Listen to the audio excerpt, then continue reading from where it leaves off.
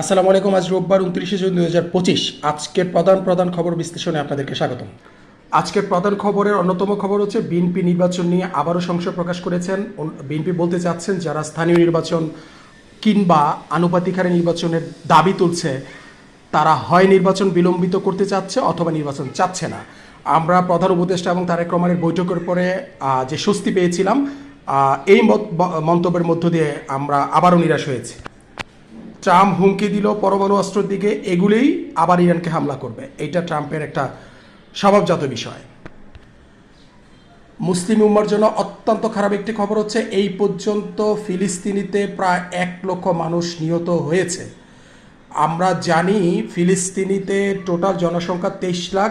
1 লাখ যদি নিহত হয়, প্রায় মোট জনসংখ্যার 4%-এর উপর অলরেডি ইসরায়েলি আগ্রাসনের মাধ্যমে হত্যা করা হয়েছে এবং তার মধ্যে 56%, টোটাল 1 লাখের 56% হচ্ছে নারী ও শিশু যাদের বয়স 18-র নিচে। অত্যন্ত দুঃখজনক খবর। মাননীয় প্রধান উপদেষ্টার জন্মদিনে তারেক রহমানের শুভেচ্ছা। এটা ভালো বার্তা বাংলাদেশের জন্য। আমরা নিশ্চয়ই অনেকে জানি ফ্যাটি লিভার পানি বড়দের হয়, কিন্তু শিশুদেরও ফ্যাটি লিভার হতে পারে, সেরকম একটা খবর চেপেছে আজকে প্রথম আলো।